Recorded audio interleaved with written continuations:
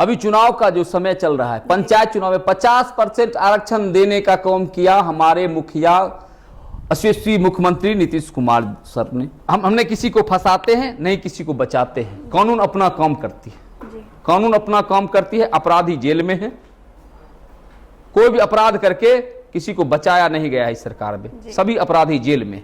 कोई ऐसा विभाग है जहां की काम नहीं हुआ हो, ऐसा विभाग मुझे आप सवाल करें और मैं उसका जवाब दूंगा। नमस्कार, मैं मोनिका कांति, केबी स्टूडियो की इस खास प्रोग्राम में आपका बहुत बहुत स्वागत है। आज हमारे बीच आए हैं जदयू के महासचिव राकेश जी, जो अपने राजनीतिक करियर को लेकर हमारे केबी स्टूडियो के माध्यम से जानने को मिलेगा। तो चलिए हम उनके करियर की संघर्ष की कहानी जानते हैं उन्हीं की जुबानी। नमस्कार सर। नमस्कार। केबी स्टूडियो में आपका हार्दिक अभिनंदन है, स्वागत है। मैं भी केबी स्टूडियो के जो संस्थापक हैं डॉक्टर रोशन सर, हमारे गुरु तुल्य हैं, उनको मैं धन्यवाद देता हूं। उनके पूरी टीम को धन्यवाद देता हूं जो बेगूसराय में इस तरह का मंच को तैयार किया, जो युवाओं को, सभी वर्गों के शिक्षाविद हो चाहे कलाकार हो, सभी विदों को यहाँ लाकर उनके कला को उभारने का काम, समाज के बीच में जाने का काम करने का एक प्लेटफॉर्म मिला है। इस फिर से रोशन सर को धन्यवाद सर जी। केबी स्टूडियो के पूरी टीम को मेरी तरफ से धन्यवाद जी। आपको भी सर। हमारे दर्शक आपसे जानना चाहते हैं कि आप एक डॉक्टर होते हुए आयुषी के इंचार्ज भी हैं, तो आपका जो ये जर्नी कब से शुरू हुई और कैसे अपने? मैं राकेश कुमार, मेरा नाम, मेरा परिचय है। मैं राकेश कुमार, मेरे पिताजी का नाम श्री दयानंद सिंह, और वह शिक्षक थे और बाद में वह प्रधानाध्यापक के पद पर रिटायर हुए हैं। अच्छा। मेरे माताजी शिक्षिका थी सुबाला देवी, वो भी रिटायर्ड शिक्षक हैं। अच्छा। मैं पहले मेडिकल प्रोफेशन में पटना में मेडिकल प्रोफेशन के लिए गया था। मेरा मेडिकल सिलेक्शन नहीं होने के बाद मैंने बायोकेमिस्ट्री से 3 साल का डिप्लोमा मथुरा KBMCS से किया। उसके बाद मैंने BBC heart care Jalandhar city Punjab में जो स्टेट में पड़ता है, वहाँ मैंने ICU टेक्नीशियन के रूप में काम शुरू किया था। उसके बाद वहाँ से 4 साल काम करने के बाद 2015 में मैं बेगूसराय अग्रसेन मातृ सेवा सदन में एज ICU टेक्नीशियन काम किया। उसके बाद हमारे रोशन सर, हमारे बाल मुकुंद सर और जब रविशंकर सर साथ में थे तब अमृत जीवन ICU हुआ करता था, वहाँ पे मैं ICU टेक्नीशियन के रूप में ज्वाइन किया था और तभी से आज तक मैं अमृत जीवन ICU में काम कर रहा हूँ। आज मैं इंचार्ज के पद पर हूँ। उसी के साथ मुझे पॉलिटिक्स का भी स्वाद लगा। अच्छा। स्वाद लगा तो मैं पॉलिटिक्स में भी जदयू में ज्वाइन किया। जदयू में ज्वाइन करने का 3-4-5 वजह रही है जी। सबसे पहला, जब मैं जन्म लिया था, जब मैं जहाँ से आता हूँ, मेरा नेटिव है साहेबपुर कमाल, समस्तीपुर गांव है, वहाँ का नेटिव है मेरा। वहाँ मैं साहेबपुर कमाल में जो है राजकीय उच्च विद्यालय में मैंने 10th तक की पढ़ाई की जी। जो शिक्षा का स्तर था उस टाइम, जो मतलब कुशासन का व्यवस्था था, मैं वो अपनी आंखों से देखा उसको जी। उन दिनों ग्रेजुएशन 5 साल में, 7 साल में, 8 साल में हुआ करता था। बिल्कुल बिल्कुल सर। आपने पढ़ाई की, जैसे आपके माता पिता भी दोनों शिक्षक शिक्षिकाएं थे, तो आपने डॉक्टरी का लाइन कैसे आप रुख बदल लिए? मेरे पिताजी एक बार बीमार हुए थे जी। और मेरे सुदूर देहात में मैं जहाँ रहता था वहाँ पे उचित इलाज की व्यवस्था नहीं थी। मेरे सोच में, मेरे जहन में ये आया कि मैं आगे पढ़ के लिख के एक डॉक्टर बनूं, लेकिन मैं उसमें सफल नहीं हो पाया। मेरा बैड लक रहा। उसके बाद मैंने अपने प्रोफेशन को चेंज नहीं होने दिया, अपने पैशन को टूटने नहीं दिया। फिर हमने बायोकेमिक से 3 साल का डिप्लोमा किया। उसके बाद मेडिकल प्रोफेशन में एज ICU टेक्नीशियन काम शुरू किया जी। सर, आप एक डॉक्टर भी हैं और आपका अस्पताल भी अमृत जीवन बहुत ही सफल, बहुत ही नामी चर्चित अस्पताल है। तो आप कोरोना काल में कोरोना योद्धा के रूप में आप कैसे, मतलब किस तरह से निभा रहे थे? कोरोना काल में हमारे अमृत जीवन ने 450 मरीजों को भर्ती किया, जिसमें कि हमने मात्र 48 मरीज को खोने का काम किया और 402 मरीज को बचाने का काम किया अमृत जीवन ने जी। उसमें जो है कहीं से भी हमारा जहां हमको हिस्सेदारी था, जहां मेरी भागीदारी थी, जहां मेरी जिम्मेदारी थी, मैंने पूर्ण रूप से अपना 100% देने का काम किया और कहीं से भी मैंने उसमें कहीं कोताही कोई उसी मरीज के साथ नहीं किया जी। सर, जैसे कि आपका वर्क बहुत ही वैल्यूबल है, तो हर एक मैनेजमेंट के साथ एक टीम वर्क का सहयोग होना चाहिए। तो आपका जो अस्पताल के जो टीम वर्क है, आपको किस तरह से आपको सपोर्ट मिल रहा है? अस्पताल का पूरा टीम जो है हमारा बहुत ही अच्छा है। हमारे कोऑर्डिनेशन टीम, हमारे मैनेजमेंट टीम, हमारा मैनेजमेंट जो है और हमारा जितना भी ऑल टीम हमारे साथ है, सभी से मेरा गुड कोरिलेशन है, गुड कोऑर्डिनेशन है, और इसी की वजह से मैं पॉलिटिक्स में भी जा पाता हूँ। जी बिल्कुल। सर, मैं जानना चाहती हूँ, आप एक डॉक्टर के साथ एक चिकित्सा से जुड़े होकर भी एक पॉलिटिक्स लाइन से जुड़े हैं, इसमें आपका क्या? दोनों में सेवा की भावना होती है। लोग के देखने की जरूरत है, सिर्फ अपने आईना से लोग देखता है हर चीज को। मैं अपने आईना से देखता हूं कि दोनों चीज में समर्पण की भावना, सेवा की भावना है। अगर कोई गरीब, पीड़ित, शोषित, वंचित समाज से आता है तो उसका एक प्लेटफॉर्म है, पॉलिटिक्स का प्लेटफॉर्म, जहां की लोगों का आप सेवा कर सकते हैं। दूसरा वो प्लेटफॉर्म है जब गरीब, शोषित, वंचित अगर कोई इलाज से रह जा रहा है तो आप इस जगह पर हैं जहां पर कि उसको उचित आप सेवा मुहैया कर सकते हैं, उचित सेवा प्रदान कर सकते हैं, उनको आप मदद कर सकते हैं।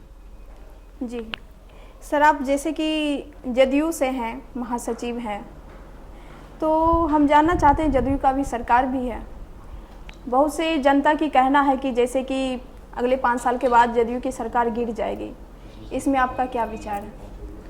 सरकार का आना जाना यह जो है जनता तय करती है जी। और अगर जनता इस प्रकार का, अगर जदयू काम नहीं करती बिहार में, पिछले जो है 3 शासनकाल चला गया, चौथा आ चुका है, और कहीं से भी इस तरह का कोई ऐसा विभाग है जो आपके भी स्टूडियो में बैठकर मैं बात करता हूं एज ए महासचिव, जदयू समाज सुधार सेना के महासचिव की हैसियत से, कोई ऐसा विभाग है जहां की काम नहीं हुआ हो, ऐसा विभाग मुझे आप सवाल करें और मैं उसका जवाब दूंगा। जी। ऐसा विभाग बताइए जहां एक विभाग जहां काम नहीं हुआ है। सर, जैसे कि बेगूसराय एक दिनकर जी की, राष्ट्रकवि दिनकर जी की धरती है, बहुत दिनों से ये मुहिम भी चल रही है, बहुत दिनों से ये जन आंदोलन भी हो रही है कि बेगूसराय को दिनकर विश्वविद्यालय होना चाहिए बेगूसराय में, जो कि अभी तक मांग पूरी नहीं हो रही है। कब आपको क्या लगता है कब तक ये मांग पूरी होगी? बगल में है जितने भी अभी जो है विश्वविद्यालय की संख्या बिहार में जो है बढ़ी है जी। जदयू की सरकार जब से हुई, जदयू बीजेपी की सरकार है, तब से विश्वविद्यालयों की संख्या बिहार में बढ़ी है। पहले जो है आज से 10 साल 15 साल पहले ग्रेजुएशन करने वालों की संख्या नग्न होती थी, आज लाखों में है जी।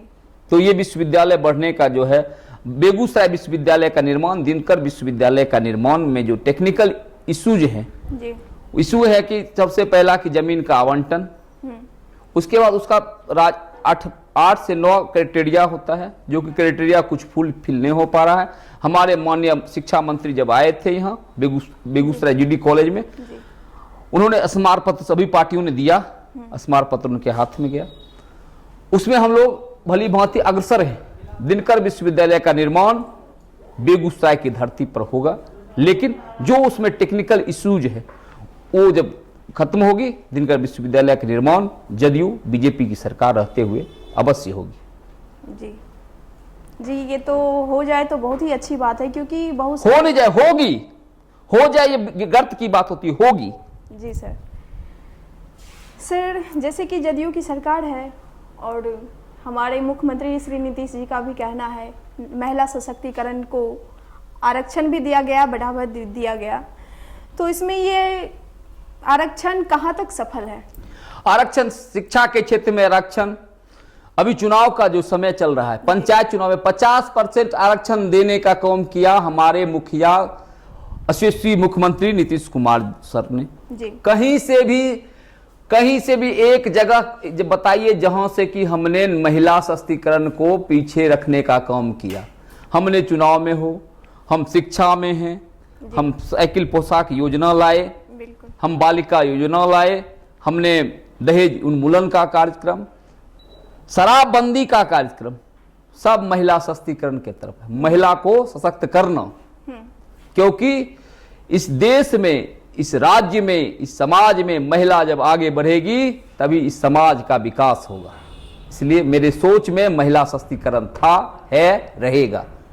सर, हमारे मुख्यमंत्री श्री नीतीश कुमार जी इतने अच्छे अच्छे महिलाओं के लिए भी काम कर रहे हैं, बहुत सारे अच्छे अच्छे काम किए, फिर भी आरजेडी के कुछ हैं जो वो इन कामों से खुश नहीं रहते हैं।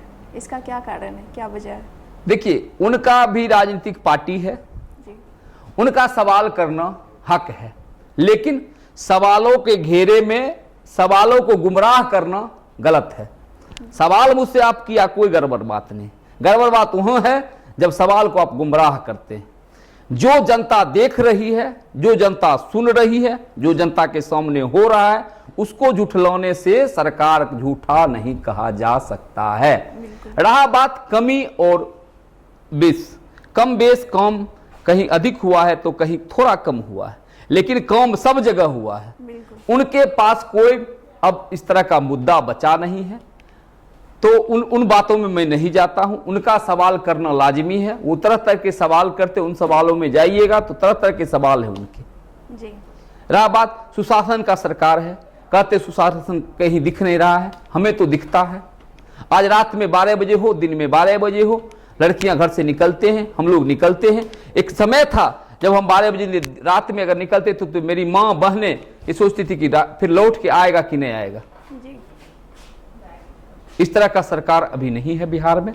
बिहार में स्पष्ट हमने किसी को फंसाते हैं, नहीं किसी को बचाते हैं। कानून अपना काम करती है, कानून अपना काम करती है। अपराधी जेल में है, कोई भी अपराध करके किसी को बचाया नहीं गया है इस सरकार में। सभी अपराधी जेल में, चाहे वो कितना बड़ा क्यों ना हो। जी सर, अभी भी जैसे कि कोरोना को लेके तीसरी लहर आने वाली है, तो इसमें किस तरह का आप तैयारी हो रही है चिकित्सकों के विभाग से? भारत सरकार के जो है एक NSDC मंत्रालय ने 1 लाख वर्कर तैयार करने का काम किया, कोरोना वॉरियर्स के रूप में तैयार करने का काम किया। बिहार में भी, अपने बेगूसराय में भी SWF इंस्टीट्यूट में RPL का 2 बैच जो है स्टार्ट हुआ था, जिसमें कि 60 लड़के को प्रशिक्षित किया गया, जो कि चिकित्सा के क्षेत्र में पहले से काम कर रहे थे। उनके पास कोई भी मानक डिग्रियां नहीं थी। उनको जो है इमरजेंसी मेडिकल टेक्नीशियन का बेसिक डिप्लोमा देकर 7 दिन का ट्रेनिंग देकर हम लोग कोरोना महामारी के लिए फिर से तैयारी में हैं। और कहीं से भी पूरा अस्पताल में बेड है, सब जगह वेंटिलेटर है। अपने बेगूसराय बिहार में नंबर 1 अस्पताल, हमारे बिहार में नंबर 1 अस्पताल है, due to Nitish Kumar, due to हमारे यशस्वी मुख्यमंत्री नीतीश कुमार के। और भारत सरकार का भी अहम योगदान रहा है इसमें। और हमारी पूरा जो है चिकित्सा का टीम जो है हमारे सदर अस्पताल के, उनका योगदान रहा है, और जिससे कि हमारे समाज का सेवा अच्छे से हो पा रहा है। कोरोना महाकाल में भी वेंटिलेटर पे यहाँ लोगों को रखा गया, जान बचाने का काम किया। सर, जैसे कि अभी भी बहुत सारे लोग हैं जो वैक्सीनेशन को लेके अभी भी मतलब पीछे हैं, तो इसमें लेकर आप दर्शकों को क्या मैसेज देंगे? कोरोना का वैक्सीन जो पड़ता है, इसमें किसी तरह का कोई भी विवादित बयान लोग जो तरह तरह का भ्रम फैला हुआ है कि इससे इस तरह का हो जाता है, इस तरह का मेडिकल परसेप्शन, इस तरह का कुछ भी नहीं। चिकित्सा में इस तरह का कुछ भी नहीं होता है। मैंने आज से, जब शुरुआती दौर में जब वैक्सीन आया ही था, तभी मैंने 2 वैक्सीन लिया। आज भी मैं स्वस्थ, मस्त और बिंदास जीता हूं। इसलिए आप तमाम जनता से मैं आग्रह करता हूं, गुजारिश करता हूं, विनम्र विनती करता हूं कि कोरोना का सुई लेकर अपने आप को कोरोना से सुरक्षित रहें। कोरोना का वैक्सीन लें, कहीं से वो दुष्प्रभाव का, अच्छा, इन केस ऑफ इमरजेंसी आप कभी भी दुष्प्रभाव में जा सकते हैं, लेकिन कोरोना वैक्सीन से इस तरह का कोई महामारी, कोई बीमारी हो जाए, इस तरह का कोई संभावना नहीं होता है। जी सर, मेडिकल लाइन में जो भी नए युवा आना चाहते हैं, आप उनको किस तरह के मैसेज देंगे? मैं यही कहूंगा कि देश सेवा, समाज सेवा का सबसे बड़ा माध्यम है मेडिकल चिकित्सा का क्षेत्र, जहां पर आकर आप गरीब, पीड़ित, शोषित, दलित, ऊंचा नीचा सब भेदभाव को भूलकर एक कष्टकारी, जो कष्ट में है आदमी, उसको आप जो है सुख प्रदान करते हैं। यह जिंदगी का सबसे अनुभूत क्षण होता है, जिसको कि आप काम करके ही अनुभव कर सकते हैं। बिल्कुल बिल्कुल। सर, हम जानना चाहते हैं कि बेगूसराय में चिकित्सा के क्षेत्र में सरकार ने क्या क्या काम किए, क्या क्या योजनाएं का विकास आपको बता दें मैडम, हमारे यहाँ जो है यशस्वी मुख्यमंत्री ने और यशस्वी प्रधानमंत्री के द्वारा जी मेडिकल कॉलेज का निर्माण करवाया जा रहा है, जी जिससे कि यहाँ से सुदूर देहात से आने वाले लोग, 2-4 जिला के बगल के लोगों को बहुत ही लाभान्वित होंगे, जी बिल्कुल। जिसको बन जाने से हमारे चिकित्सा में और भी जो हमारे अभी का स्तर है और भी स्तर ऊपर जाएगा। बिल्कुल बिल्कुल। चिकित्सा को लेकर जो समाज में गलत धारणाएं गई हैं, इसका क्या कारण है? सबसे इसका बड़ा कारण है जनरल परसेप्शन, डॉक्टरों के बारे में, चिकित्सा टीम के बारे में जी। बहुत ही गलत परसेप्शन लोगों ने अफवाहें फैलाई है। जी वो सब, उसमें कोई वर्ग, कोई समाज, कोई एक लोग दोषी नहीं है। जी जनरल परसेप्शन इस तरह का हो गया है कि डॉक्टर के यहाँ जाने के बाद लोगों का जान बच ही जाता है, जी ऐसा जनरल परसेप्शन हो गया है। जी अगर जाने अनजाने चिकित्सा को जानने वाला कोई एक साइंस का विद्वान होता है, जो जी। कि चिकित्सा के क्षेत्र को जानते हैं, चिकित्सा कानून, चिकित्सा के विज्ञान को जानते हैं, जी लेकिन वह भगवान नहीं होते, नहीं होते हैं जो कि 100% अपने मरीजों को बचा ले जाए। बिल्कुल। अगर उस तरह का भगवान होते तो अपनी माता, अपने पिताजी, अपने रिलेटिव को वो नहीं खोते। अगर उनकी माँ बीमार होती, उनके पिताजी बीमार होते, उनके ग्रैंड फादर बीमार होते, उनके ग्रैंड मदर बीमार होते, जी। तो वो 100% बचा लेते। जी तो जो जनरल परसेप्शन है, इस तरह का गलत परसेप्शन गया है कि डॉक्टर की लापरवाही, कहीं कहीं 1000 में 1 होती है लापरवाही, लेकिन सब केसों में लापरवाही कहीं नहीं होती। जी 1000 में भी 1 कह दिया, रेयर इन रेयर होता है। और लोगों का जान जाने के टाइम लोग अपनी भावनाओं को रोक नहीं पाते। जी कई तरह से लोग भावनाओं को व्यक्त कर देते हैं, जो कि चिकित्सा कानून के हिसाब से गलत है, एक दंडनीय अपराध है। जी बिल्कुल।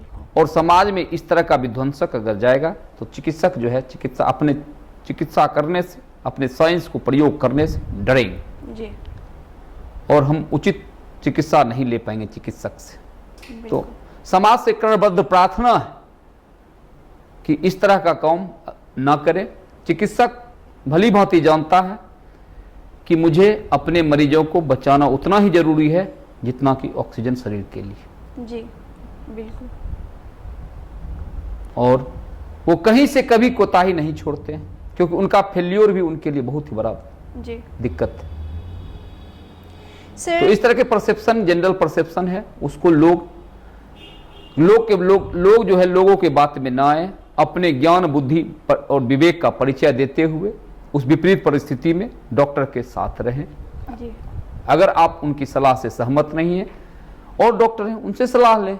कहीं से कोई रोक नहीं होता है, जी कहीं कोई बांध के इलाज करता नहीं, नहीं। लेकिन किसी भी अस्पताल में, किसी भी संस्था में जाकर बिना मतलब का विवाद ना करें।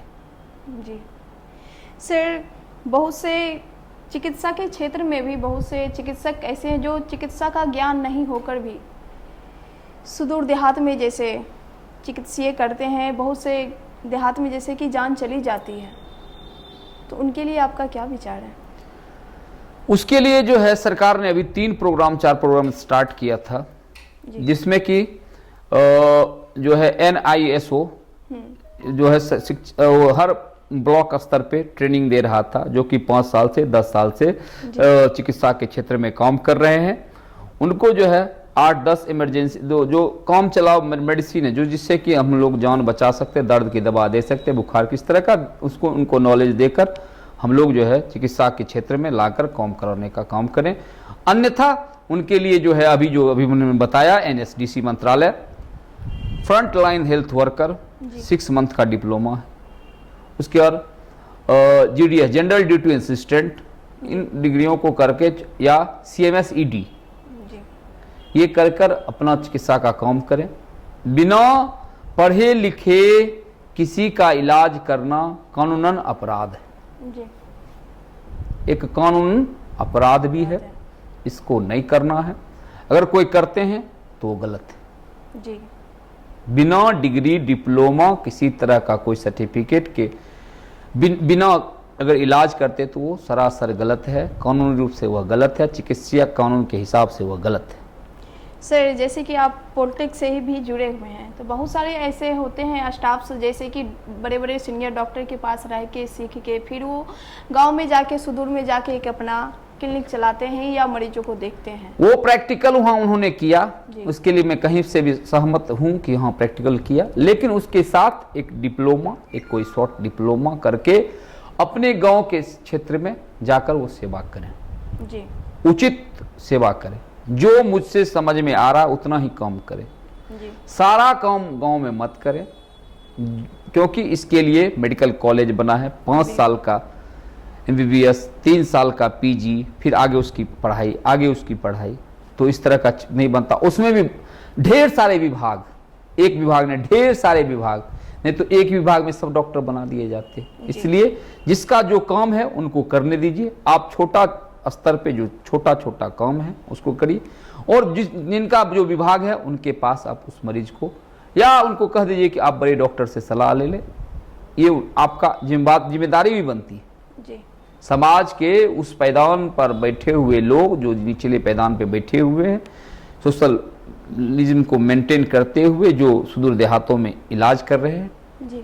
लोगों का भली भांति सेवा करें, कोई दिक्कत नहीं, लेकिन डिप्लोमा के साथ, उनके उचित ज्ञान के साथ, किसी भी मानव धर्म का ये नहीं कहता कि किसी का जान लेना ये एकदम सरासर कानूनी भी गलत है और मानवीय धर्म के हिसाब से भी गलत है। बिल्कुल बिल्कुल सर, बहुत ही अच्छी मैसेज रही आपकी। सर, हम जानना चाहते हैं, आप एक अच्छे डॉक्टर हैं, अच्छे हुनरमंद। मैं डॉक्टर नहीं हूँ, जी। मैं एक ICU टेक्नीशियन हूँ, इन ICU इंचार्ज हूँ। जी सर। मैं डॉक्टर नहीं हूँ, मैं ICU इंचार्ज हूँ, और मैं जो अपने ICU में काम करता हूँ, भली भांति मैं यही चाहता हूँ कि मैं मेरे तरफ से किसी को भी अनहोनी मेरे हाथ से नहीं हो। जी। जाने अनजाने में मैं तो जानता नहीं हूँ, मैं जितना जानता हूँ उतना ही करता हूँ। जी। फिर अपने कंसल्टेंट, अपने रीजनल मेडिकल ऑफिसर से सलाह लेकर एक भी दवाई देता हूँ। जी सर, आप चिकित्सा के क्षेत्र में भी सेवा दे रहे हैं और पॉलिटिक्स, समाज को भी एक अच्छी सेवा दे रहे हैं, तो आप इस दोनों भूमिका को किस तरह से निभाते हैं? हमारे ड्यूटी के टाइम, हमारा एक ड्यूटी का शेड्यूल होता है, हम प्राइवेट संस्था में काम करते हैं, हमारा ड्यूटी का शेड्यूल जो हमारे पास समय बचता है, जी। और उसके लिए मैं अपने बचे हुए टाइम में पॉलिटिक्स में टाइम देता हूँ। हमारे साथ हमारे भाई रितेश जी, जी।